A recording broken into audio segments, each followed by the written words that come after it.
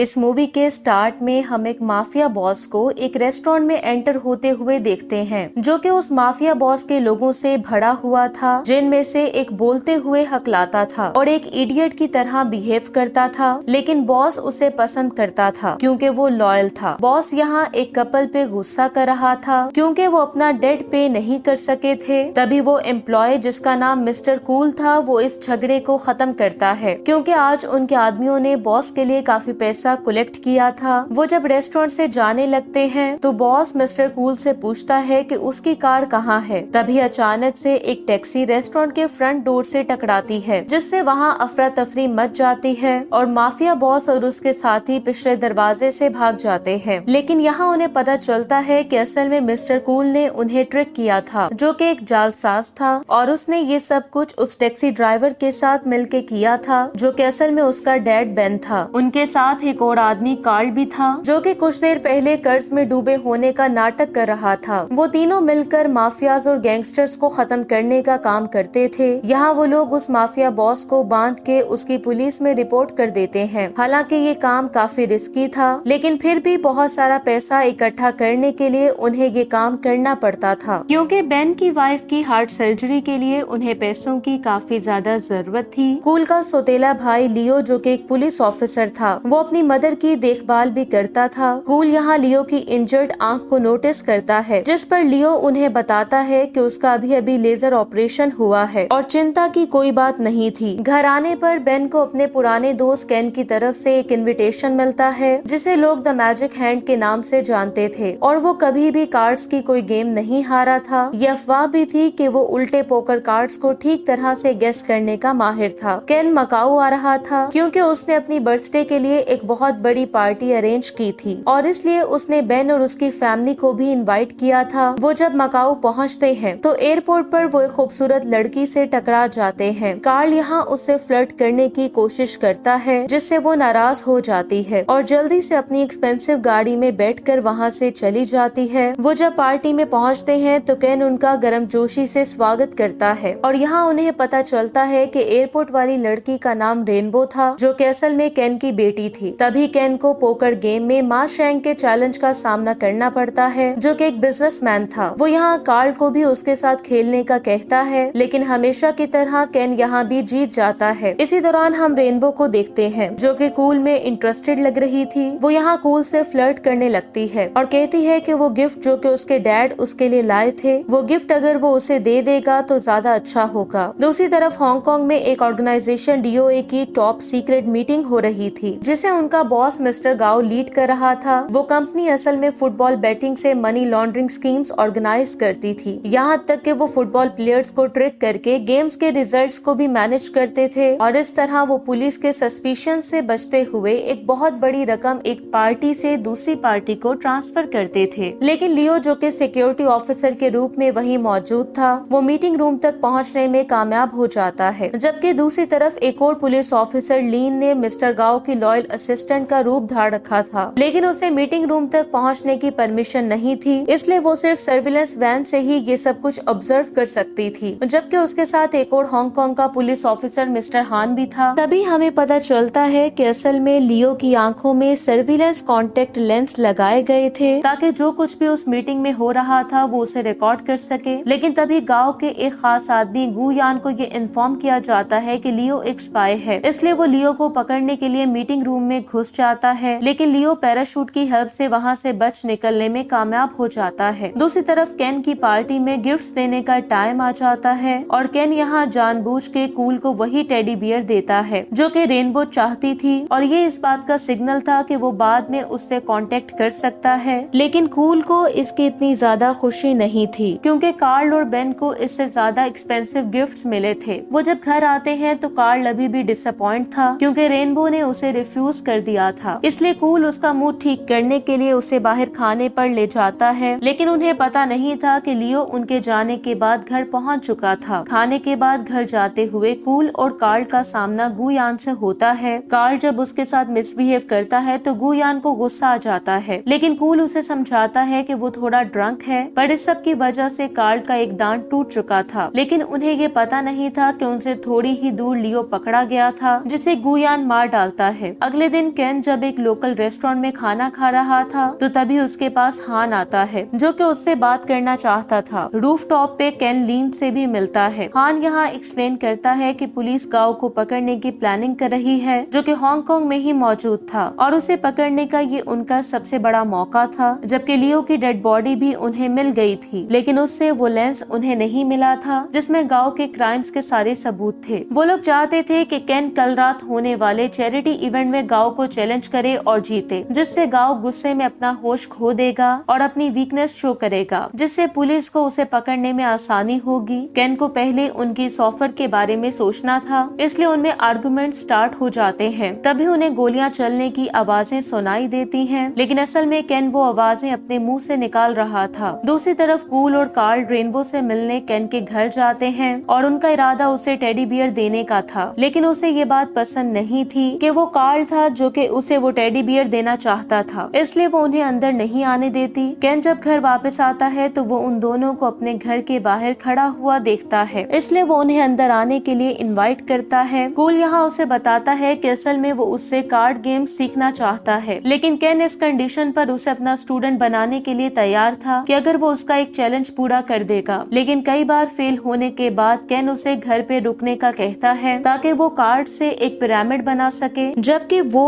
Karl और rainbow club में swimming के लिए चले जाते हैं, जहाँ केन का सामना गाओ से भी होता है जो कि बड़ी गर्मजोशी से उसे कल होने वाले चैरिटी इवेंट में गेम खेलने के लिए इनवाइट करता है। वो जब घर वापस आते हैं तो कूल पिरामिड को कंप्लीट करने ही वाला था, लेकिन कार्ल एक छींक से पूरा स्ट्रक्चर ही उड़ा देता है, जिसकी वजह से कूल नाराज हो जाता है। लेकिन केन उससे एक और फेवर मांगता है कि कुछ दिन के लिए जब वो यहाँ नहीं होगा तो उसे उसके घर की देखभाल करना होगी। वो उसे घर के एडवांस सिक्योरिटी सिस्टम से भी इंट्रोड्यूस करवाता है, जिसमें इंट्रूडर्स के लिए बहुत से ट्रैप्स और काउंटर मेजर्स भी शामिल थे। दूसरी तरफ गांव के लोग बेन को उसके घर पर पकड़ लेते हैं और उससे कॉन्टेक्ट लेंस की लोकेशन के बारे में इंटेरोगेशन करते हैं, लेकिन वो उन्हें कुछ भी नहीं दे सकता था, इसलिए वो उसे एक टॉक्सिक सीरम देते हैं जिससे बेन वीक हो जाता है। दूसरी तरफ चैरिटी इवेंट पे केन ने ये सोच लिया था कि वो गांव का चैलेंज एक्सेप्ट करेगा। वो यहाँ पोकर गेम खेलते हैं जिसका ऑडियंस को भी काफी इंतजार था। गांव भी इतना अच्छा खिलाड़ी था कि वो हर बार केन की स्किल्स को मैच कर पा रहा था, जिससे हर बार गेम ड्रॉ पे खत्म होती है। जबकि दूसरी तरफ गांव के लोग केन के घर में घुस जाते हैं, इसलिए कूल और रेनबो छुप जाते हैं और सिक्योरिटी सिस्टम को एक्टिवेट कर देते हैं। इसी दौरान उन्हें पता चलता है कि उस टेडी बियर में एक स्पेशल डिवाइस थी जो कि असल में लियो के सर्विलेंस कॉन्टेक्ट लेंस थे। केन की सेक्रेटरी उसे इन्फॉर्म करती है कि उसके घर में कुछ लोग घुस आए हैं, इसलिए वो जल्दी से गांव के साथ अपनी गेम खत्म करके घर जाना चाहता था, लेकिन गांव उसे एक और मैच का चैलेंज करता है, पर केन इम्प्रेसिवली वो गेम भी जीत जाता है और जल्दी से वहाँ से चला जाता है। जबकि इस दौरान कुछ पुलिस ऑफिसर जिनमें लीन भी शामिल थी वो भी केन के घर पर पहुँच जाते हैं और उन इंट्रूडर्स को रोकने के लिए कूल और रेनबो की हेल्प करते हैं। लीन के कंधे पे गोली लग जाती है, लेकिन वो सरवाइव करने में कामयाब हो जाती है। इसी दौरान केन भी वहाँ पहुँच जाता है और अपनी ट्रिक्स को यूज करके गुयान को हरा देता है। रेनबो को चोटें पहुँची थी, लेकिन उसे कुछ भी याद नहीं था। जबकि कूल और कार्ल जल्दी से घर जाते हैं, जहाँ उन्हें बेन काफी बुरी हालत में मिलता है क्योंकि गांव के लोगों की तरफ से दिए गए टॉक्सिक सीरम ने उसके माइंड को इफेक्ट किया था। अगले दिन लीन गांव के असिस्टेंट के रूप में अपनी ड्यूटी पे वापस पहुंच चुकी थी। इस दौरान गांव उससे बात करते हुए उसके शोल्डर को टच करता है। उसे अपने घाव से खून टपकता हुआ महसूस होता है, लेकिन वो उसे कवर कर लेती है। गांव उसे अपने साथ डिनर के लिए इनवाइट करता है, जहां उसने उसकी ड्रिंक में ड्रग्स मिला दी थी, जिससे उसे चक्कर आने लगते हैं और वो पागलों की तरह हंसने लगती है। और अब वो ईमानदारी से उसकी बातों का जवाब दे पा रही थी, लेकिन तभी उसे बचाने केन भी टाइम पे वहाँ पहुँच जाता है और यहाँ तक कि वो उस ड्रग को गांव के असिस्टेंट के मुंह में डाल देता है, जिससे वो ये एडमिट करने पर मजबूर हो जाता है कि गांव को ये पहले से ही पता था कि लीन एक पुलिस ऑफिसर है। इसलिए केन लीन को लेकर जल्दी से वहाँ से निकल जाता है और उसे एक ऐसी जगह ले आता है जहाँ कुछ और पुलिस ऑफिसर्स उसे ट्रीटमेंट देने के लिए वेट कर रहे थे। हॉस्पिटल में अपने दोस्त बेंस को देखने के बाद उसका राइट हैंड मैन किट उसे बताता है कि कल एक अमीर ब्राजीलियन बिजनेसमैन सर्जियो गांव की इन्वेस्टर मीटिंग के लिए आने वाला था। केन का प्लान किसी ऐसे बंदे को ढूंढना था जो कि सर्जियो की जगह ले सके और इसके लिए वो कूल से भी हेल्प मांगता है, जिसके बाद वो लोग सर्जियो और उसके साथियों पे अटैक करते हैं। लेकिन यहाँ उन्हें पता चलता है कि किट ने उन्हें धोखा दिया था और केन को धोखा देने के लिए गाओ ने पहले ही उसे खरीद लिया था। केन और कूल यहाँ पकड़े जाते हैं, जिसके बाद केन को गाओ के एक प्राइवेट यार्ड पे लाया जाता है, जहाँ गाओ और बाकी इन्वेस्टर्स फुटबॉल मैच देख रहे थे। तभी केन को पता चलता है कि गाओ ने रेनबो को भी पकड़ लिया था और उसे एक गैस चैम्बर में डाल दिया था। गाओ उससे कहता है कि अगर वो रेनबो को बचाना चाहता है तो उसे उल्टे कार्ड्स ठीक तरह से गेस करना होंगे, नहीं तो रेनबो के चैम्बर में एक जहरीली गैस छोड़ दी जाएगी। बाकी सब लोग इस बात पे बेट लगाते हैं कि केन इस कंडीशन में कार्ड्स ठीक तरह से गेस नहीं कर पाएगा और उन लोगों में किट भी शामिल था। लेकिन गाओ किट और बाकी बॉडीगार्ड्स को वहाँ से जाने का कहता है, जबकि सिर्फ वो, केन और इन्वेस्टर्स वहाँ रह जाते हैं। गाओ कॉन्फिडेंट था कि पुलिस उसे नहीं पकड़ पाएगी, क्योंकि उनकी यार्ड चाइनीज टेरिटरी छोड़ के इंटरनेशनल वाटर्स की ओर बढ़ रही थी। लेकिन उसे ये पता नहीं था कि सर्जियो का एक आदमी यार्ड की डायरेक्शन वापस चाइनीज टेरिटरी की तरफ बदल देता है, जबकि गाओ और बाकी इन्वेस्टर्स इस वजह से हैरान हो जाते हैं कि रियल मैड्रिड, जिस पर उन्होंने अपना सारा पैसा लगाया था, वो अचानक से बार्सिलोना से हार जाती है। उसी लम्हे केन भी ठीक कार्ड्स गेस कर लेता है और तभी अचानक से लाइट्स ऑफ हो जाती हैं, जिसका फायदा उठाते हुए केन गोलियां चलाने की आवाजें निकालने लगता है। इसलिए सभी लोग पैनिक हो जाते हैं और खुद को बचाने के लिए एक दूसरे को ही मारने लगते हैं। तभी हमें पता चलता है कि असल में वो कूल था, जिसने सर्जियो के एक आदमी का रूप ले रखा था। वो रेनबो को गैस चैम्बर से भी निकाल लेता है, जो कि यहाँ ये एडमिट करती है कि उसे भूलने की बीमारी नहीं है, बल्कि वो कॉन्टेक्ट लेंस की लोकेशन सेफ रखने के लिए ऐसा नाटक कर रही थी और उसने पहले ही वो कॉन्टेक्ट लेंस चाइनीज पुलिस को भेज दिए थे, जो कि यार्ड की तरफ बढ़ रहे थे। वहाँ से भागते हुए कूल का सामना गुयान से होता है, जो कि काफी ज्यादा स्किलफुल फाइटर था, लेकिन कूल भी किसी से कम नहीं था। वो एक जबरदस्त फाइट के बाद उसे हरा देता है। दूसरी तरफ केन ताश के पत्तों से गाओ पे अटैक कर देता है, जो कि वहाँ से भागने की पूरी कोशिश कर रहा था। लेकिन इसी दौरान वहाँ पे पुलिस भी पहुँच जाती है और गाओ को पकड़ लेती है, जिसके बाद लीन केन को उनकी हेल्प करने पर थैंक्स बोलती है। कुछ टाइम के बाद चाइनीज न्यू ईयर के दौरान केन कूल और कार्ल को अपना स्टूडेंट बनाने के लिए तैयार हो जाता है, लेकिन तभी कूल को किसी की कॉल आती है, जो कि खुद को केन क्लेम करता है और कहता है कि असल में वो उसका स्टूडेंट बनना ज्यादा डिजर्व करता है। ये सुनकर केन कंफ्यूज हो जाता है, जबकि इस दौरान वो मिस्टीरियस आदमी भी वहाँ पहुँच चुका था, जिसे देख के वो सब लोग हैरान हो जाते हैं। और इसी के साथ ही ये मूवी एंड हो जाती है। Thank you so much for watching.